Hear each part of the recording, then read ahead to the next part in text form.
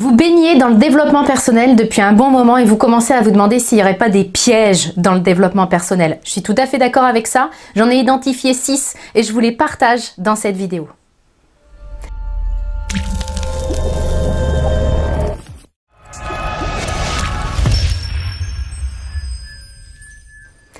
Bonjour, mon nom est Nathalie Martin, je suis coach en éveil de conscience auprès des hommes et des femmes qui veulent une vie remplie de sens et d'abondance à tous les niveaux. Alors si c'est votre première visite ici sur ma chaîne, soyez les bienvenus, je vous invite à vous abonner pour avoir en priorité mes prochaines vidéos.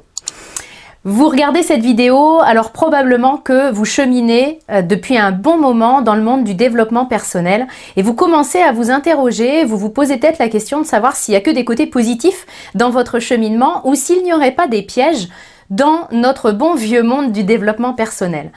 Ça fait plus de 15 ans que moi aussi je baigne en plein dedans, j'ai testé beaucoup de choses, j'ai vu aussi beaucoup de choses, j'ai pu vous partager beaucoup de choses. Et à mon sens, en prenant un petit peu de recul, eh bien, je m'aperçois que il y a des pièges au développement personnel. C'est pas si simple que de commencer sa route sur le développement perso pour voir notre vie se métamorphoser en mieux complètement. Donc je les ai recensés, ces pièges. Alors bien sûr, la liste n'est pas forcément exhaustive, c'est en tout cas les 6 pièges principaux que j'ai pu identifier et je vais vous les partager pour que vous puissiez éventuellement reconnaître si vous avez tendance à tomber dans certains pièges. Il n'y aura aucun jugement dans cette vidéo parce que tous les pièges que je vais vous partager, je suis tombée dedans moi aussi. C'est pour ça que je les connais bien, je les ai pratiqués un par un. Donc pas de jugement, mais simplement comme d'habitude, bien beaucoup de transparence, beaucoup d'authenticité, beaucoup de courage à se regarder faire parce que c'est à partir du moment où on va se regarder, à partir du moment où on va reconnaître les pièges dans lesquels on a tendance à tomber, bien que le chemin et que le développement, que le changement va vraiment pouvoir s'opérer. Alors le premier piège, il consiste à mon sens à s'en remettre à quelqu'un d'autre pour faire ses propres choix et prendre ses décisions. En fait, en gros, il s'agit de donner les clés de sa vie à une autre personne en étant convaincu que cette personne-là, elle sait mieux que vous. Je veux être super claire là-dessus. Nous sommes les seuls à être spécialistes de nous-mêmes. C'est-à-dire qu'au fond de nous, nous avons les réponses. Ce qui se passe, c'est que nous sommes coupés de ces réponses-là pour X raisons dont j'ai déjà parlé énormément dans d'autres vidéos. Donc, on n'a plus accès à cette petite voie. Pour moi, la clé, c'est de retrouver le chemin vers cette petite voie pour retrouver le chemin vers nos propres réponses. C'est pas à quelqu'un d'autre, personne d'autre ne sait ce que nous avons à faire dans notre propre vie. On peut donner des conseils, on peut recevoir aussi des conseils nous concernant, mais le spécialiste de nous-mêmes, c'est nous. Et à mon sens, le vrai chemin du développement personnel, c'est de redevenir un spécialiste de nous, un spécialiste de la vie et de savoir comment elle fonctionne. Très souvent, je reçois des messages me demandant un avis, un conseil. Par exemple, quelqu'un, et j'en suis très touchée, j'en suis très flattée parce que je lis souvent beaucoup de souffrance aussi dans ces messages-là. C'est paniquant quand on ne sait pas du tout quoi faire. Donc je le comprends complètement. Et en même temps, quand quelqu'un que je ne connais pas, que je n'ai jamais vu en séance de coaching, et puis qui m'envoie un message en me disant « Selon vous, est-ce que je devrais quitter mon mari ? Selon vous, est-ce que je devrais partir à l'autre bout de la France, faire un autre métier ?» Ça m'interpelle toujours ce genre de message parce que ça voudrait dire que je suis capable d'envoyer un mail, d'envoyer une réponse en disant « Ouais, t'as raison, il faut que tu fasses ça. » Et ça, je trouve ça extrêmement dangereux. Alors bien sûr que je n'envoie jamais ce type de réponse. Vraiment, pour moi, j'ai pas cette réponse-là. Je n'y ai pas accès. Par contre, ce que je sais faire parce que c'est mon métier, c'est accompagner les personnes à se reconnecter à cette petite voix, à se reconnecter à leur pleine puissance. Mais à mon sens, laisser les clés de votre vie, à quelqu'un d'autre et demander sans cesse des conseils parce que vous n'avez plus accès à cette voie-là, ça pour moi c'est une vraie dérive. Même si vous adorez votre thérapeute, votre coach, votre psy, peu importe, il n'empêche que vous restez le seul et unique spécialiste de votre vie et le seul et unique responsable surtout. Donc ça, c'était un premier piège que je voulais vous partager. Le deuxième piège, là aussi je suis vraiment tombée dedans, il consiste à se croire meilleur que les autres parce que nous sommes sur un chemin d'évolution personnelle. Alors bien sûr, on va pas se l'avouer, on va pas dire oh ouais, je suis meilleure que les autres, mais inconsciemment ça se joue.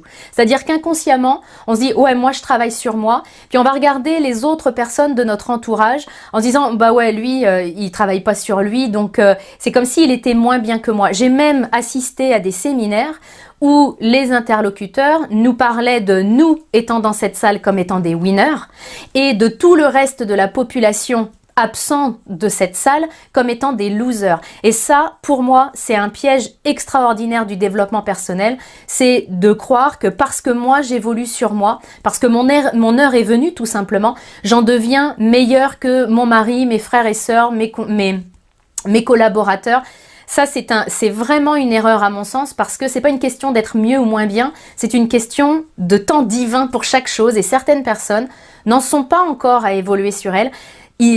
Ça n'en fait pas des personnes moins bien que celles qui sont en train d'évoluer sur le chemin de l'évolution personnelle. Donc, se croire meilleur que les autres parce que je suis en train d'évoluer, c'est juste le signe que notre ego a débarqué et puis s'est emparé de notre développement personnel. Je fais pas un chemin de développement perso pour devenir meilleur que mon voisin. Je fais un chemin pour devenir vraiment qui je suis, pour devenir une meilleure version de moi-même. Le troisième piège est lié au deuxième que je vous partageais, c'est l'isolement. Combien de fois je rencontre des personnes qui me disent être seules, qui me disent cheminer sur elles, travailler avec des guillemets, parce qu'on parle aussi de travail sur soi, c'est dire combien c'est perçu comme étant laborieux. Donc, travailler sur elles pendant des années et puis me dire qu'elles se sont complètement isolées parce qu'a priori, tout leur entourage était toxique. Et encore une fois, je suis très claire, il n'y a pas de jugement, mais il n'y a pas de complaisance non plus dans mes propos. C'est-à-dire que si mon chemin personnel m'a conduit à m'isoler de mes parents, mes frères, mes sœurs, mes amis, mes collègues, et si aujourd'hui je vis tout seul, il y a quand même quelque chose, moi, qui me pose question. C'est-à-dire que là, j'ai dégagé tout le monde et ça me conduit à mon isolement. Le développement perso, parce que ça aussi, je l'entends souvent, en disant ouais mais si je travaille sur moi, si je fais du développement personnel, je vais devenir égoïste. C'est vraiment se regarder le nombril et puis pour finir tout seul. C'est pas ça le développement personnel. C'est d'abord être complètement nourri en autonomie pour pouvoir après vraiment, et ça se fait dans le même temps. Quand je dis après, c'est vraiment l'idée que je peux faire ces deux choses-là en même temps. D'abord je m'occupe de moi, d'abord je sais qui je suis capable de me donner de l'attention, de prendre soin de moi, d'être en contact avec mon intuition par exemple. Et puis après, je peux être vraiment quelqu'un de bienveillant pour les autres. Je peux arriver dans une relation sans vouloir siphonner cette énergie-là. Donc, à mon sens, décréter que tout mon entourage était toxique et donc j'ai envoyé valser tout le monde, ça, c'est un piège. Le développement personnel, il n'est pas fait pour conduire à l'isolement. Alors, bien sûr qu'il y a des relations qui se réajustent. Il y a des gens que je vois plus. Et puis après, j'ai d'autres relations qui se font.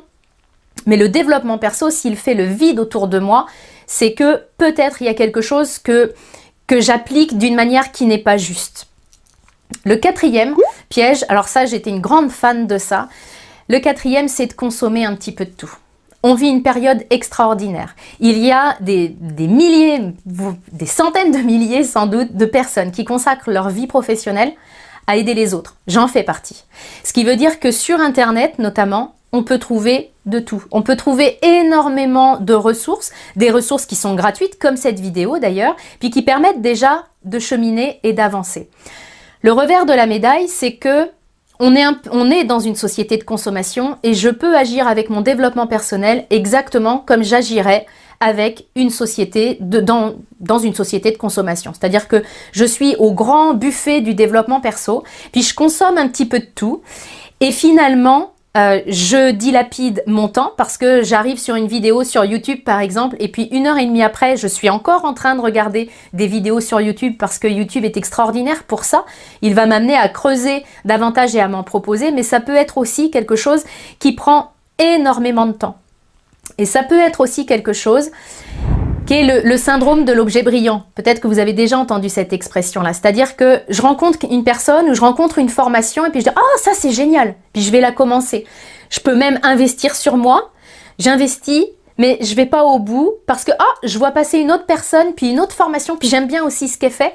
Ça veut dire que cette formation-là, qui aurait pu vraiment avoir un impact bénéfique sur ma vie si je l'avais fait à fond, eh bien, je vais pas en tirer les bénéfices parce que j'ai vu un autre objet brillant. Et moi, je rencontre beaucoup de personnes, et ça a été mon cas encore une fois par le passé, qui cheminent dans le monde du développement personnel, qui connaissent plein d'interlocuteurs, puis en même temps qui n'ont fait finalement que leurs offres gratuites, donc des choses qui sont certes efficaces, parce qu'il y a des ressources gratuites qui sont extrêmement efficaces, et en même temps, quand effectivement on investit sur soi, puis qu'on se dit cette personne-là, vraiment elle me fait triper, vraiment je résonne avec elle, eh bien moi je préfère creuser à fond ce sillon-là que d'aller en surface, et c'est nettement plus efficace. Donc la dispersion et le syndrome de l'objet brillant, c'est là aussi un piège du développement personnel, parce que pendant ce temps-là, et là j'en viens à mon avant-dernier piège, pendant ce temps-là, dans le concret, je n'implante pas. Ça veut dire que mon développement perso, je le fais au niveau de ma tête, donc j'ai compris plein de concepts. C'est le 5e piège, c'est de devenir un théoricien du bonheur, du bien-être, d'une vie sereine, d'une vie heureuse. On va se dire clairement les choses. Je pense que si vous regardez cette vidéo et que c'est pas la première et que ça fait plusieurs années que vous cheminez dans le monde du développement personnel, vous en savez assez pour pouvoir vous créer une vie qui soit à la hauteur de ce que vous voulez. C'est-à-dire que vous avez assez de connaissances. Ce qui manque, c'est d'appliquer ces connaissances. Nous sommes, pour la plus grande partie d'entre nous, de grands théoriciens du bonheur. C'est-à-dire qu'en théorie, on sait très bien ce qu'il faut pour être heureux. Vous pourriez écrire un bouquin là-dessus, je suis sûre. La différence, c'est que on le vit pas. Et la vraie connaissance, ça passe par l'expérience. Donc, un autre piège pour moi, c'est de se contenter de la théorie du bonheur. J'ai compris plein de choses. Je rencontre énormément de personnes qui me disent « Oh, mais ça, j'ai compris plein de choses ces dernières années. » Mais concrètement, qu'est-ce que tu en as fait et comment tu le vis et comment tu l'incarnes? Parce que tant que c'est pas incarné, tant que les moindres petites choses que j'ai apprises, je les redescends pas dans la réalité. Alors bien sûr, c'est ce qu'il y a de plus compliqué à faire, hein, parce que tant que je suis dans la théorie, ça me confronte pas trop, ça me fait pas trop peur. C'est quand je vais passer vraiment à l'application que là, mes vieux démons vont pouvoir se réveiller, mes peurs vont débarquer, mais c'est là que le changement se passe. Donc si vous vous apercevez que ça fait des années que vous cheminez, mais qu'il n'y a rien de concret qui bouge, peut-être que vous êtes dans ce piège du théoricien du bonheur. Et puis le dernier piège, et ça aussi, je suis tombée vraiment les 2 pieds dedans, c'est de se contenter de son développement personnel, vraiment au sens pur du terme, au sens coaching du terme aussi, parce que moi, quand je me suis formée au coaching, on m'a appris à aider les gens à se développer personnellement. Et c'est ce que j'ai fait moi-même. C'est-à-dire que dans un premier temps, j'ai énormément travaillé sur mes croyances, sur mes valeurs, sur mes besoins, sur tout un tas de choses, très développement personnel pur et très coaching pur. Et je me suis aperçue que j'avais un manque. Et ce manque-là, il était lié au fait que je me contentais de ce développement personnel et que je n'avais pas de ce que j'appelle du développement spirituel. C'est quoi le développement spirituel? Pour moi, ça n'a rien à voir avec la religion. C'est-à-dire que la spiritualité peut effectivement passer par la religion, mais j'ai bien dit peut passer par la religion. Je connais des personnes qui n'ont aucune religion, aucune étiquette et qui sont extrêmement spirituelles. La spiritualité, c'est redécouvrir comment vivre selon les lois de l'esprit.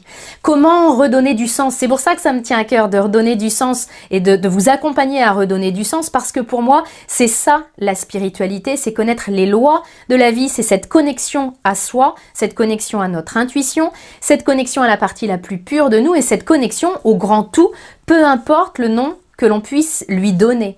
Donc, à mon sens, négliger cette partie plus spirituelle et se contenter de se développer personnellement, ça aussi c'est un piège, parce que je me suis aperçue, à titre personnel et aussi auprès de toutes les personnes que j'ai pu accompagner ces 6 dernières années, eh bien que le vrai manque, c'est plutôt ce développement spirituel. C'est plutôt découvrir comment être vraiment pleinement serein, comment être connecté à la partie la plus pure de nous, qui n'est pas du tout inquiète de ce qui se passe dans notre vie, parce qu'elle sait très bien qu'il n'y a aucun flocon de neige qui tombe au mauvais endroit. Donc, toute cette partie-là, toute cette partie d'apaiser notre ego, de comprendre comment il fonctionne, pour moi, c'est ça le développement spirituel.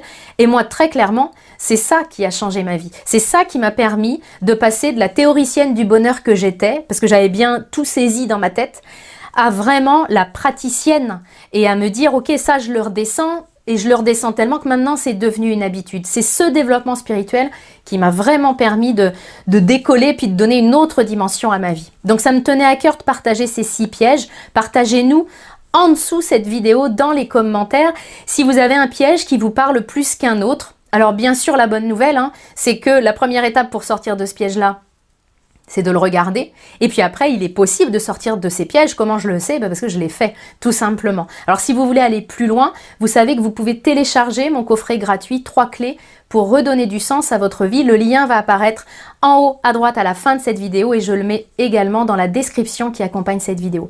Si vous avez envie que je traite de thèmes en particulier lors de mes prochaines vidéos, n'hésitez pas à me laisser vos suggestions dans les commentaires. Et si le sujet m'interpelle, s'il fait vraiment partie de mon expertise, je me ferai un plaisir de tourner des vidéos sur mesure pour vous. Je vous souhaite le grand meilleur. Je vous retrouve très bientôt.